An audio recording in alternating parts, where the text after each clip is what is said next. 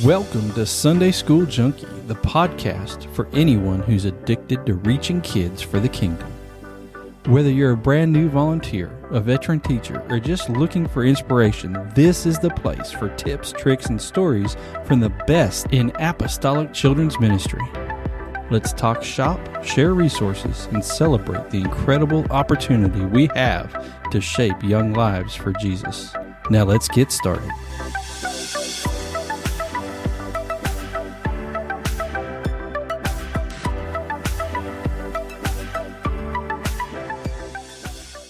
Welcome back to Sunday School Junkie, where every other Tuesday, opposite of truism, I try to release a fun, practical 20 to 30 minute episode to connect with other apostolic children's ministry leaders and talk about good stuff to help make us better leaders and really better soul winners in the kingdom of God.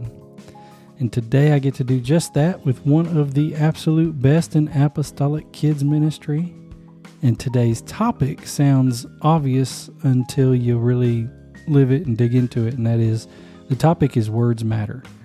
Not just because we should be encouraging, but you can change the temperature of a room with one sentence, because words actually shape what happens next.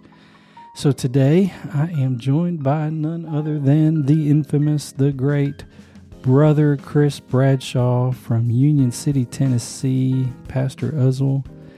If you've been around Brother Bradshaw, you've heard him say those two words matter. And he doesn't say it like a slogan, he says it like a steering wheel. So Brother Bradshaw, welcome to Sunday School Junkie.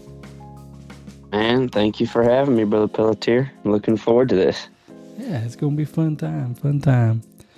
It's already been mentioned that we just may not end up at 30 minutes today. We'll just have to wait and see how this works out. Don't hold back. Don't worry about the clock. But Sister Bradshaw put me on blast on that one. She did. She called you out. Let's just dive right in. I'll start with a little warm-up question, and then, I guess I'll give you an overview. Start with a little warm-up question, then we'll jump into the twist segment, which is just a fun game thing. I'm trying to throw in a different kind of game, just twist segment, game type thing. Each episode, something a little different. Okay.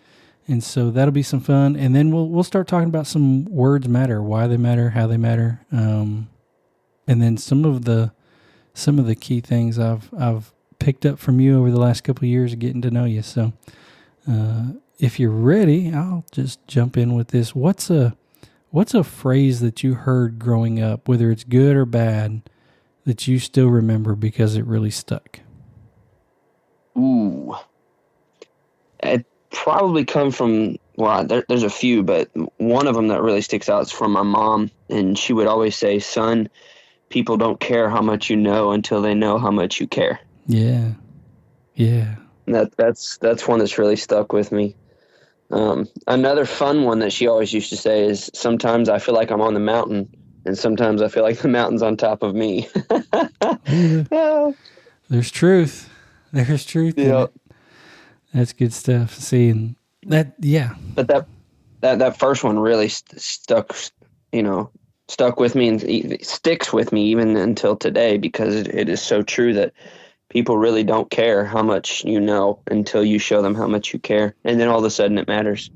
Yeah, and in today's world, there are experts in all kinds of things, and there are, what you know, but we've all got the world in our pocket. I mean, you pull out your phone, literally, you can look up anything. So 2 clicks. Yeah. So what we know is definitely, I think even now, less important than ever. Not that, not that ignorance is bliss, but no, and not that we should be ignorant, and not. Well, anyhow, I'm gonna get myself in trouble if we don't. Bottom line is I get what you're saying. I get what you're saying, literally, because within even, our teenagers nowadays, you tell them something, they whip their phone out and they're going to fact check you right there on the spot. Yeah. You Knowledge is almost cheap nowadays. It's just is. But especially with AI and all the things, like you can, it's at our fingertips. But the thing that none of that can ever replace is the human connection. Experience. Yeah. Knowledge is cheap, but experience, man, is so rich. Yeah. Knowing how much you care, knowing how much somebody cares. That's the thing. Good stuff. Yep. Good stuff. Okay. Let's move into the twist. Okay. Today's twist is going to be a word order workout, and that's really hard to say. Word order workout.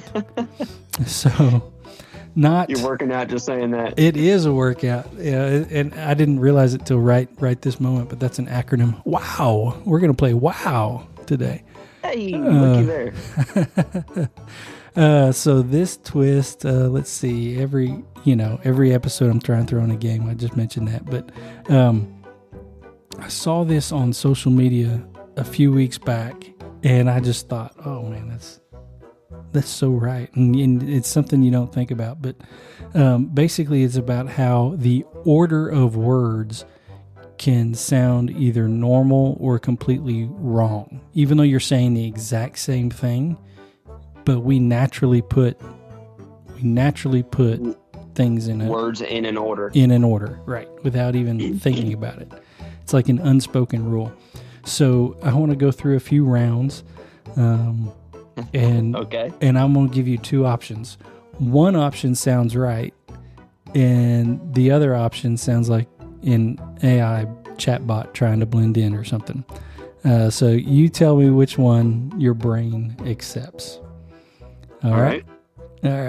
Round one. Option A, a round red rubber ball. Or option B, a rubber red round ball. You had hard time even saying that. I did. We're gonna go with option A, bro. Yeah, I know. I should have practiced this, I think.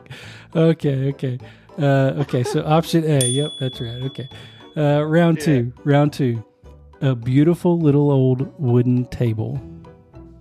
Or a wooden old little beautiful table. Oh yeah, definitely option A. Yeah. Hey, I went faster on option B though. But yeah, you're right. Okay, man. I don't know. I doubt I'll be able to stump you. But let's try round three. Maybe we'll do 5 of these or something. We're going pretty quick. Right. So round 3, a plastic blue new big bin. A plastic blue new big bin. Or B, a big new blue plastic bin. I'm gonna go with B. Oh man. Yeah, I can't stump you because it's too hard to say.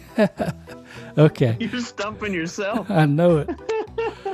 Okay. All right. Round number 4. Yeah. Okay. Round number 4. A yellow school big noisy bus. Or a noisy big yellow school bus. We're going to go with B. Yeah. All right. Last round. Man, you're 100% so far. Last round, number 5, round 5. Okay, option A is a cute little green plush dinosaur.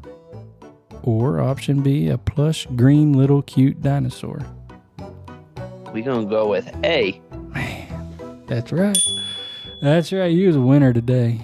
You are a winner. It's so weird, like a plush green little cute dinosaur is the exact same thing as a cute little green plush dinosaur, but you got to think awfully hard to put it in that other order. So weird. You do. And I don't... Our brains have a propensity to put things in an order.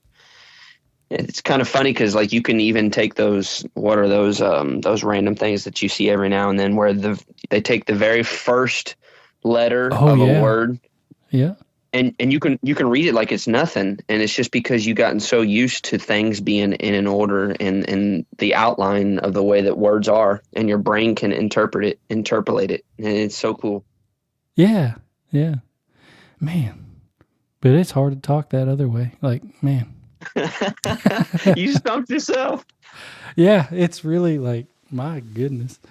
So, and you know what? It's a rule that we never even think about. The order of adjectives is basically, you know, obviously, I guess it would sound different in different languages. But I imagine even other languages kind of have the same unspoken just rule of rules, how things flow. So it's really interesting. Order matters. And 100%. And I think that ties into kids ministry, you know, the order and the weight of our words matter. And so that's what this conversation's about. Words matter. And when you say that, I've heard you mention it like several times over the last few years. And so when you say words matter, what do you mean? Define it for a kids min leader working with ages 5 to 11. To define the phrase words matter, I think the easiest way for me to do that would be simply this: is our external voice, your external voice, my external voice, becomes someone else's internal dialogue. Oh goodness. That's so right. And so how does that voice sound to that kid? Is that voice going to always be critical, or is that going to be a voice of love? We still have to have discipline, but it's how we discipline and how we form our words that truly matter. And I think when it comes to words matter, a lot of times is our words is forming someone else's identity.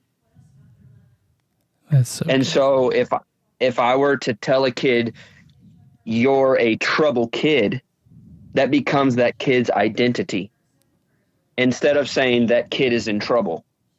Right.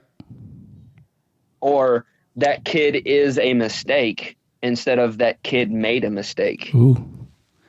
Literally, there's only one word difference there, but one is identity and one is like action, or one is current action versus their current identity. Yep. And so it becomes very important how we form our sentences and how we say our words and the tone that is behind our words, because the words that we're using now are seeds that are going to sprout into thoughts. And so I have to be very careful the seed that I'm planting in this kid. And also I like to take into account, and we talk to our Sunday school teachers about this all the time. We talk about it amongst ourselves together with Children's Church and our bus drivers and all of that. And it is simply this: when you realize where that kid is coming from, you have a little more compassion on the reason why they are acting the way they are acting. Yep, that's right. Because when they're going home, they're hearing you're a mistake. When they're going home, they're hearing your trouble. When they're going home, they're hearing, you're a failure. Instead, when they come to church, they should not hear you are a, but instead, hey, those actions that you're doing is wrong, instead of you are wrong. Man. Or you made a mistake, but that doesn't make you a mistake. So right. And that's where words truly begin to matter. Because what is it that Matthew 12 said? Good man out of the good treasure of the heart bringeth forth good things, and an evil man out of the evil treasure bringeth forth evil things. What treasure are we putting into these kids? Are we putting good or evil treasure? Because, words, when you're speaking them, regardless of your intent, they fall into two categories. They're falling into good or evil. And we can mean them good, but our tone and the actual phrasing that we're using can be mistaken for evil, and that can plant that seed in that kid, and that's who that kid becomes. instead of what that kid is doing. So we have to be very careful, and our words for sure matter, even up into our adult life. I mean, I'm 36 years old, and words that were spoken into me when I was a kid still hurt today, and I'm 36. Yep. Boy, that's right. And that's almost the theme of the year so far. This is our third episode, and the first episode of Sunday School Junkie this year was about positive intent. The second one is about perspective and looking from a different perspective, and in how we talk and how we treat each other, making sure that we view that how it's received, not just what's said too. Oh man, that's powerful. That's powerful. And one of the things you mentioned that just a second ago, that, you know, things spoken in your childhood, you remember, and as, you know, you're 36 years old now. So 30 something years later, probably, you know, 20, 30 years later, you still remember that, you still feel that, you still experience it. And that is so, so true, both on the painful side and the positive side. I think it was Will Rogers. Oh, for sure. Will Rogers, I think, credited with saying, I can live for 2 months on a good compliment. And that is so true. Like, especially if the compliment rings true, you know? I mean, you don't want to flatter nobody or whatever, but I remember, like, just in the corporate world, just some leaders, and when they would toss out a compliment, and you're like, oh man, thank you. Like, that's a big deal. And well, you feel seen. Yeah. Yeah. And a lot of times those things are things that I know for me, when I've received the accolade, the pat on the back, the compliment or whatever, it wasn't even something that I thought about or I recognized in myself. But when somebody else sees it in you and draws it out of you and calls it out and brings you up along with them, it's a powerful thing. And that we've got that responsibility in our world. And I frame the question with a Kidman leader. Obviously, this is Sunday School Junkie podcast, but I mean, it really does apply across the spectrum. Every aspect. Yeah. Yes. I mean, literally every aspect of our life, including our professional lives, you know, and not just that, but in our own homes, with our spouses, with our children. Oh man. Dude, it literally goes into every avenue of your life, because, you know, if you go on and you're reading in there, Matthew 12, he's talking, you know, either make a tree good and his fruit good, or make the tree corrupt and the fruit corrupt. For a tree is known by his fruit. O generation of vipers, how can ye, being evil, speak good things? And this is what really, really got me today, was for out of the abundance of the heart, the mouth speaketh. The mouth speaketh. That's right. So if we're speaking out of the abundance of our heart, bro, we have to protect our heart. Long before our mouth ever forms a word, what's in your heart? Is Kidman life to you? And if it is, then what comes out of our mouth should flow over into the aspect of realizing that these kids are coming from broken homes. These kids are coming from abuse. These kids are coming from turmoil and literal, like, they have to face that every single day. And the last place that they need to associate that with is the church. Because when they come to the church, and let's face it, 9 times out of 10, they're never going to hear pastor preach. Right. But you know what they are going to hear? They are going to hear Brother Bradshaw get up every week and speak to them and talk to them. And how I interact with that kid in those moments that I have them is going to form that child's opinion of the church as a whole for the entirety of the rest of their life. That's so right. We've got a responsibility. When all they are in is in Sunday school.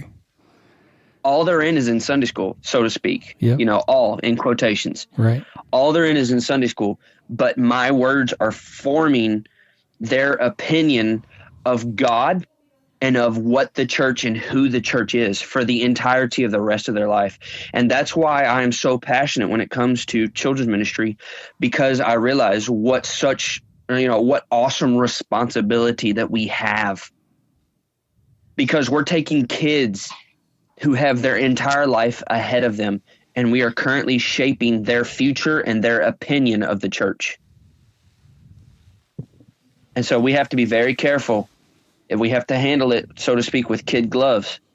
You know, it would be better for a millstone to be tied around our neck and us cast into the deepest part of the sea than it would be to offend one of these. And that offense goes into more places than just one. Am I going to offend them with my words? Yes, I could be right. What I'm saying is right. That kid messed up and I'm getting onto them, and what I'm saying is right, but I'm doing it in a way that offends them. It would be better for me to be cast into the sea, bro. Right. Yeah. And so not offend them as in hurt their feelings, but offend them in marking spiritual them. Death. Right.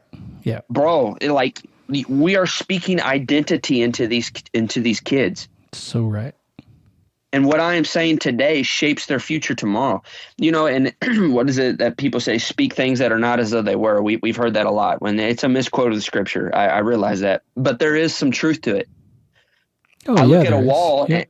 I look at the wall and it's white, and I say, you know what? I want that wall to be purple, bro. I speak it into existence. I go buy purple paint. I paint the wall purple. It is purple because I spoke it into existence. Yep.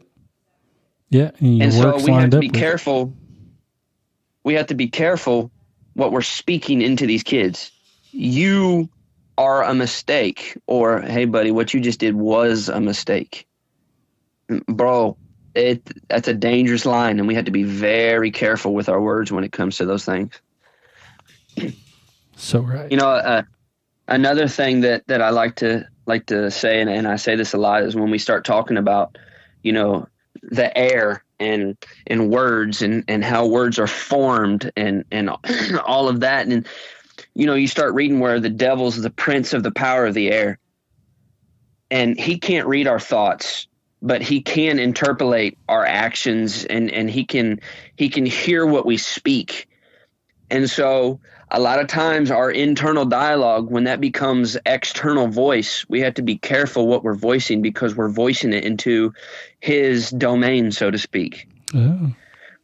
Which is why when it comes time to pray, it's important that we pray out loud. It's important that we voice those things, but it's also equally important that we don't voice the voice that's inside of us, that internal dialogue. You know, I feel depressed, so I'm going to speak it, which makes me more depressed. But instead, when I feel that way, I'm going to worship and praise instead. And he realizes that his attack has no effect on me, because all he has is the gift of gab. He's only the prince of the power of the air.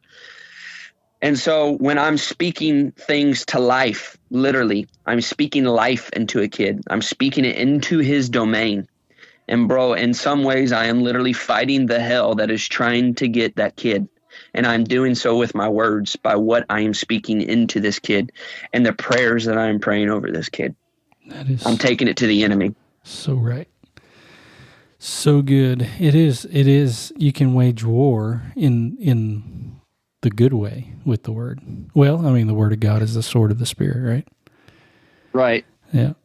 Yeah. So you have, you know, you have that old poem. What is it? Sticks and stones may hurt my bones, or hurt my bones, but words will never hurt me. Yep. Sticks and stones can break my bones, but words will never hurt me. Yep. Bro, that is one of the worst poems that we have ever recited to our children, or when we were children. Because that alludes to the fact that the person that is speaking the words has no responsibility over the emotions that is eliciting into the person that hears it.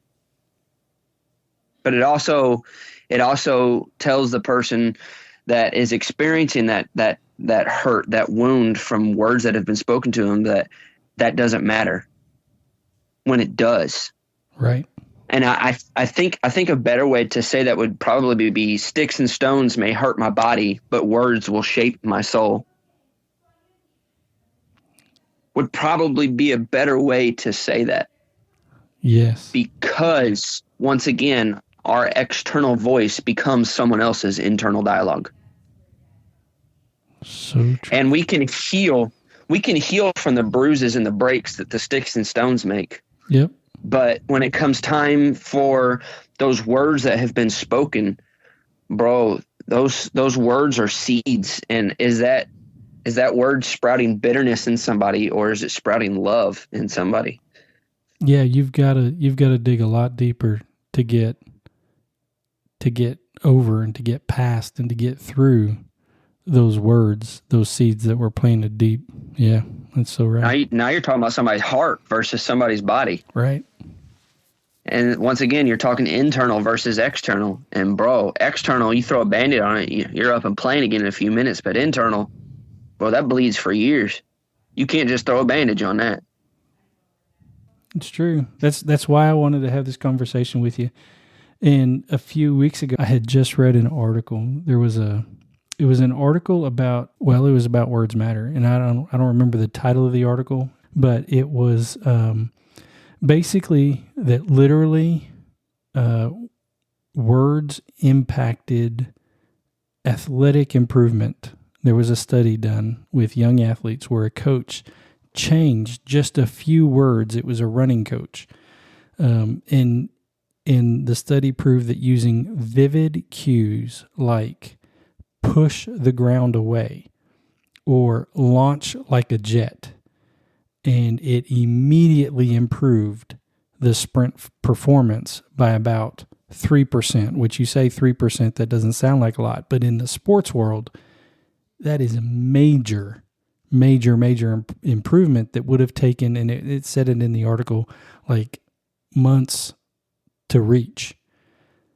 And just by the coach saying, when you hear the gun or whatever, when you launch, push the ground away, launch like a jet.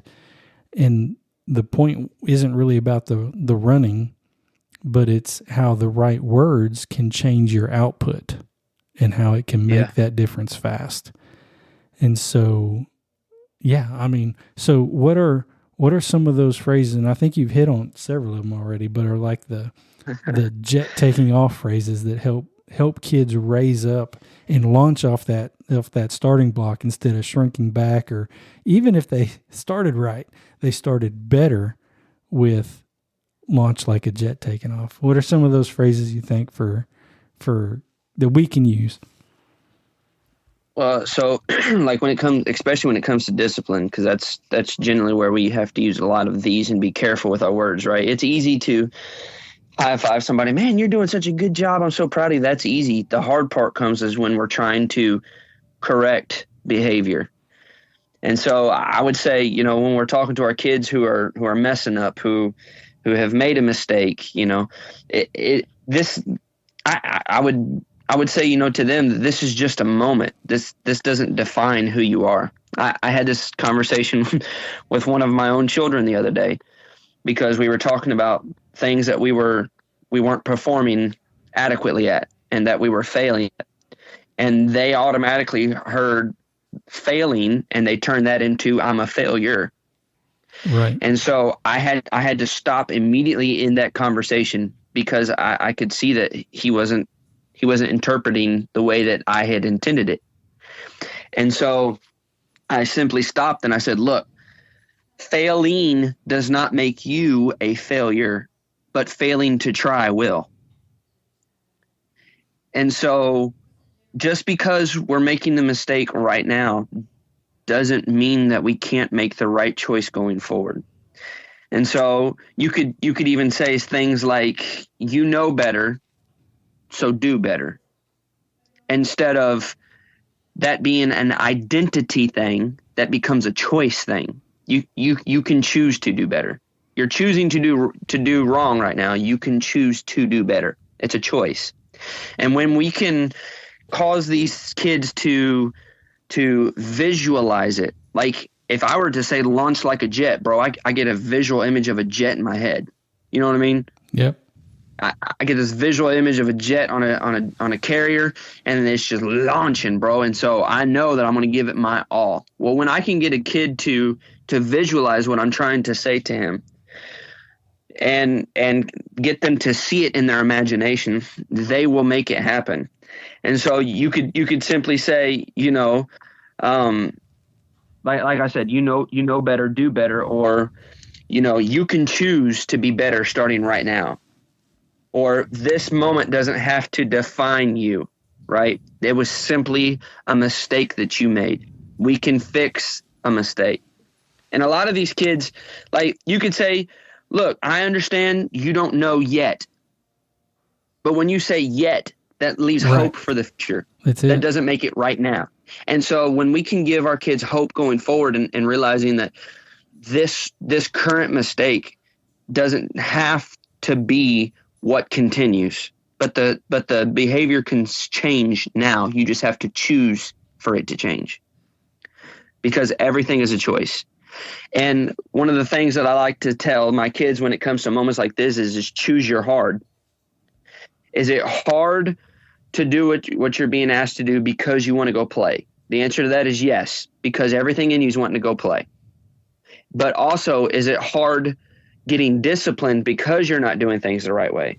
Well, the answer to that question is also yes. So I need you to choose your hard. There you go. And a lot of times the kids will choose to do the right thing because they realize once they do what you ask them to do, they're free to do what they want to do. Man. And so you just get them to choose their hard. This is kind of an episode that I hope people are taking note. If we can get our kids to stop, I'm a paramedic. I work a lot of calls of children, and it's getting more and more frequent where these kids are choosing to hurt themselves.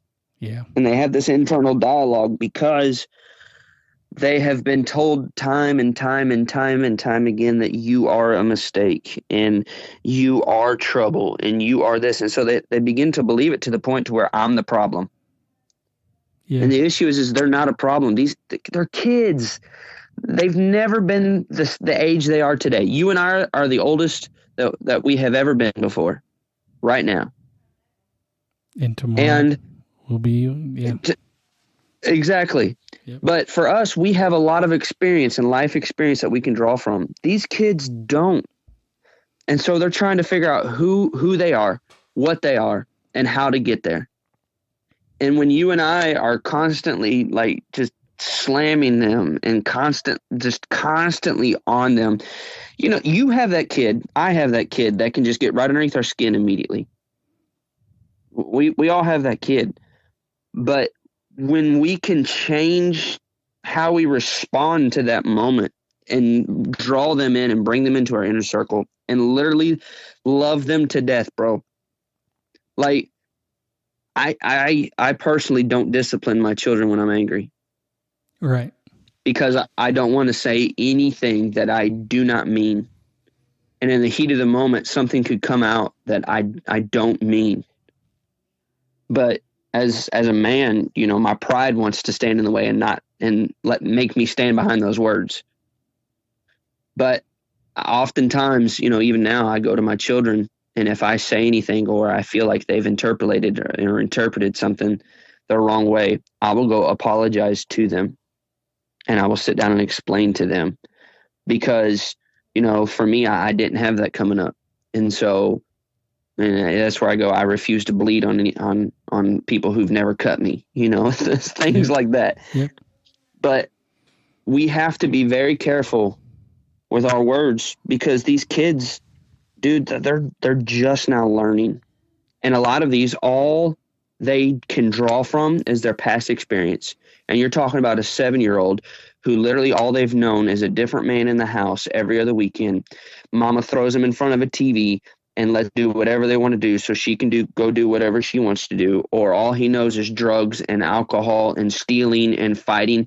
And that's the only life experience he has to draw from. And you're going to sit there and you're going to pound him into the ground because that's all he knows. And so that's what he is acting out because that's all that's been put in him.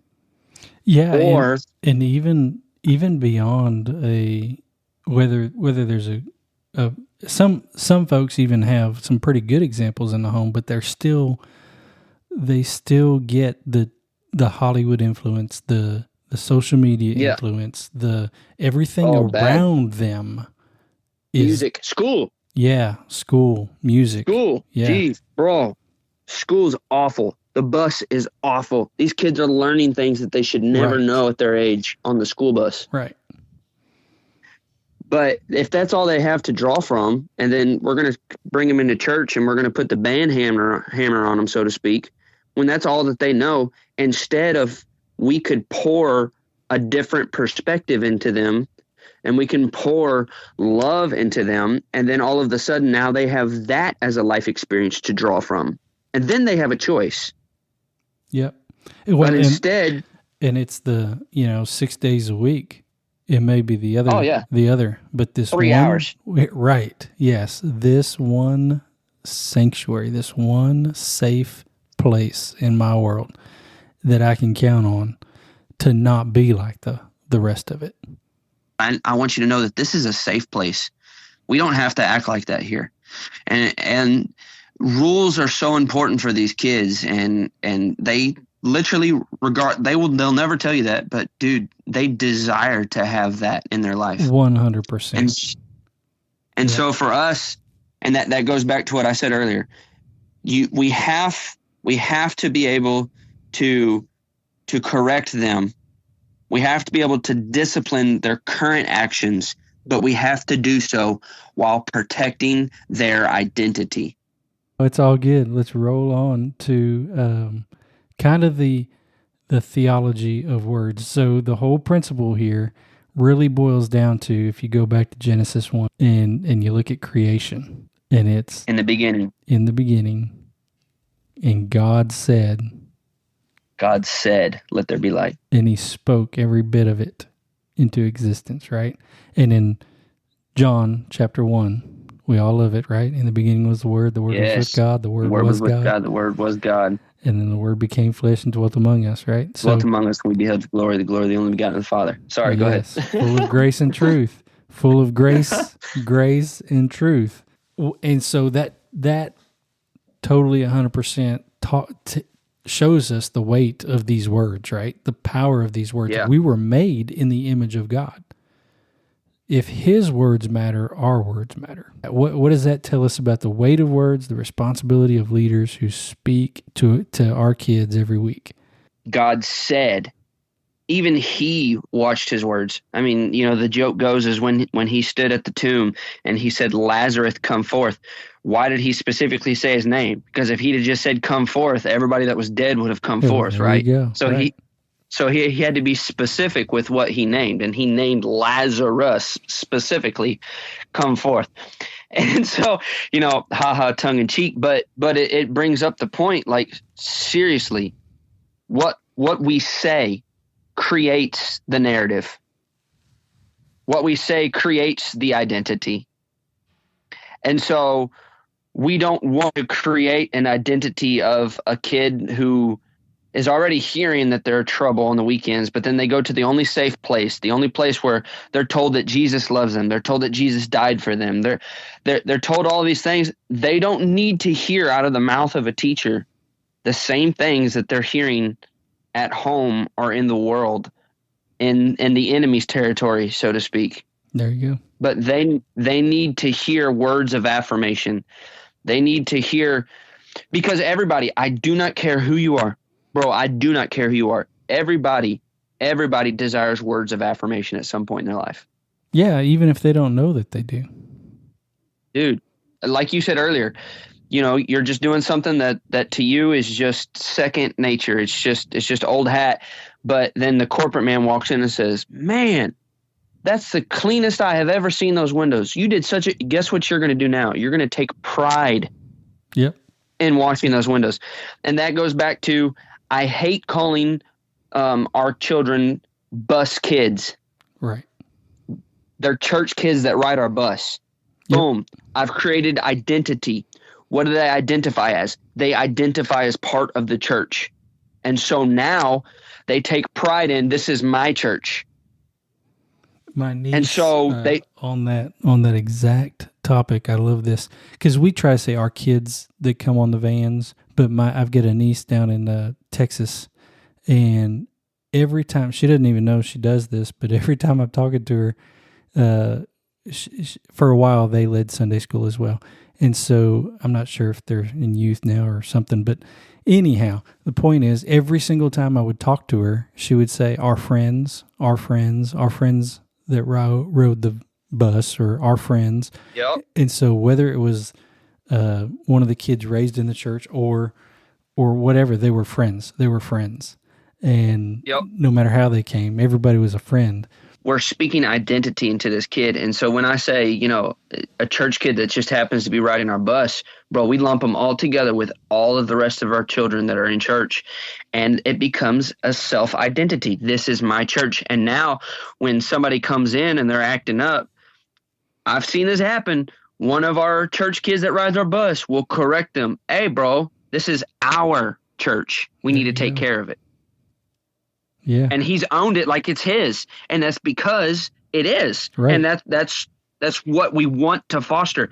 Because ultimately, once these kids grow up and they become adults, the ultimate goal is to retain them from the time that we say hello for the very first time when we knock on the door to the time that you and I take our last breath. We want that person to continue the kingdom, because this is all about God's kingdom and this is kingdom work. And we are literally raising the next generation of the church. And what we are speaking now is either speaking life or it is speaking death into these children. And that goes back to you, teacher, out of the abundance of the heart, the mouth speaketh. You, teacher, need to check your heart. You need to guard your heart, because out of it comes the words of life or death to these children. And ultimately, if you go and finish reading Matthew 12, literally 36 says, but I say unto you that every idle word that men shall speak, they shall give an account thereof in the day of judgment. For by thy words thou shalt be justified, and by thy words thou shalt be condemned. So what are you speaking? Are you speaking life or are you speaking death? So powerful. It's powerful. Because that's really weighted. Like when you break it down like that, the weight of your words, are you speaking life or are you speaking death? And how powerful that is when you literally put it that way, because that's all it is. There's those two categories. There's no in between. You're either speaking life into this kid, spiritual life, or you're speaking literal spiritual death into these kids. Got to be careful. Let's wrap this up with, and you've probably dropped way more than 5.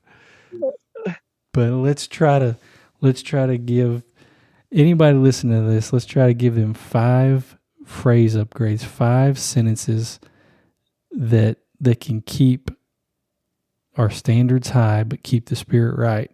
And I really, really, really, whatever you come up with here, these 5 summary points or whatever, I want listeners not to, I want them to be able to take it away. Like, put it on an index card, tape it to their laptop, tape it to whatever, their mirror, and be able to think about them and really just change the way we talk. Like, to me, it's just so powerful. So powerful. So what have you got?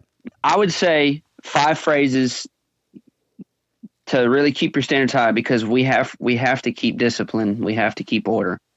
Would simply be, look, I love you, but these actions need to change. And we're simply, number 1, we're affirming our love, but number 2, these actions need to change. Not you need to change, but the current situation and the current way that you're acting needs to change. And when you word it like that, instead of taking it personal as a personal hit, they realize that they have a choice and they can choose to change.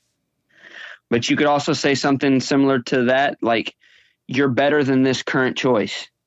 I know you're better than this current choice because I've seen you make better choices.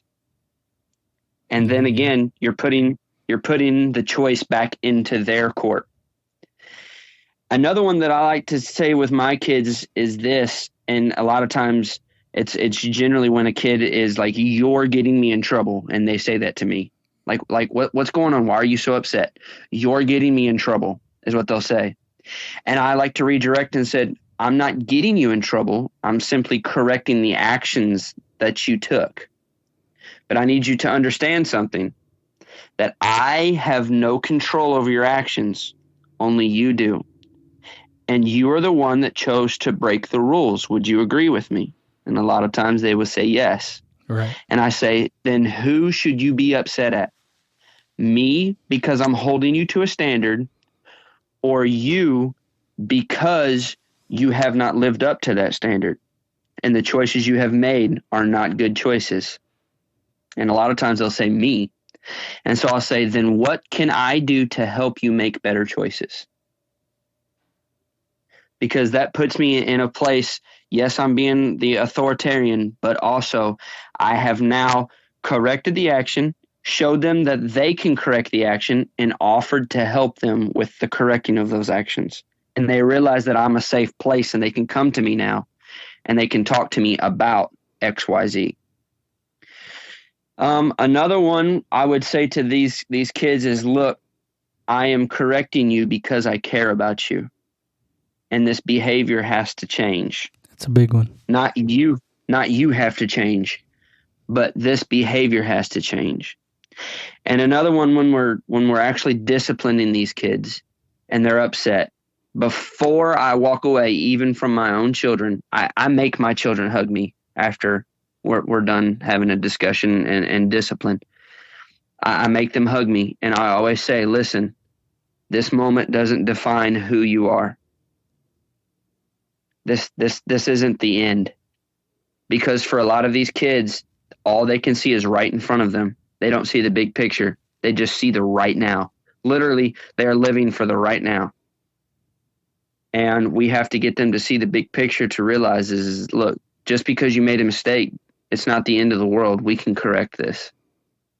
When you look at a kid and you tell a kid, listen, I know that you are better than this because I know that you are capable of being better than this. I have seen you make better choices than what you're currently making, and I know that you're capable of doing that. I need you to help me, and I need you to meet me halfway and change this behavior so that we don't have to have this conversation again. And when I've told them that they're capable, I've told them that I've seen them, operate at that level in the past, bro, they want to rise back up to that level again. And as a teacher, when I see a kid that I just corrected and I just got onto rise up in that moment and do their best to try to meet that expectation and make sure to concrete that good behavior in them. How do you, and I hate to use this analogy, but how do you train a dog? Bro, dogs are treat driven. Yeah. So when they do something you want them to do, it's affirmation, good, right? Good. And then you give them that treat. Bro, we do the same thing with our kids. Man, I'm telling you, it makes a world of difference. Man, I'm so proud of you. I know that the day started off rough, but I am so proud of you rising to the occasion. I'm so proud of you changing your actions, and you did such a good job for the remainder of class. Yep. Here's your treat. Well, and then the next time that it happens, you do it again, and you do it again. And all of a sudden, they don't want to be that bad kid because they want that treat. But also, when we correct them out of love and not out of anger or frustration, and if you cannot correct them out of love or out of frustration, you need to get a third party. And I would say you need to get a third party to come in anyway. If you're, one or two teachers and you're trying to teach, because we have two people in our church that are the authoritarian figures. And when they see them, that they know that it's business. Right. If I'm the main teacher, they need to see me as the teacher. They need to see me as the instructor, not as the authoritarian necessarily. I mean, I'm still going to correct them, but when the principal shows up, it means business. But when you can separate the two, it works out really great. But we always tell our kids whenever we're done, this is what's wrong. This is how we can fix it. Or you can ask them, what actions do you think you can take next to make sure that this doesn't happen again? And you will see that their attitude does a 180 and flips on its head. Not every time, of course, but the majority of the time, when you can use words of correction and words of affirmation, and you can follow that up with a treat, bro, these kids change. And it's crazy because then they realize that you're doing it out of a place of love, and they begin to respect you. And now when these other kids start to disrespect you, they'll be like, hey, no, we don't talk to our teacher that way. Once it's all said and done, and at the end of the day, people may never remember exactly the words verbatim that you say, but they will always remember how your words made them feel. And when our words are associated with an emotion, that literally becomes that kid's identity. Because they don't care how much you know until they know how much you care. It goes right back to that very first opening statement. Man, I feel like we barely scratched the surface tonight, too. We're going to have to do another one. Or maybe y'all will have to do one, huh? There we go. I'll get you come on ours. Oh, well, I'll just listen. I'll just listen to y'all. In Sunday School Junkie, this is exactly what I had in mind when I started in early 2025, was to have more conversations. It's one thing me talking to a microphone recording something, but it's a whole other ball game when we can have a conversation back and forth and talk. And with technology, we can do it. You know what I need? Sister Bradshaw right there. She's right next to me. We need a witty outro. You're putting her on the spot. She said, hold one, please. Yeah, she's got it. All right, let's hit the road, Hoppy Toad.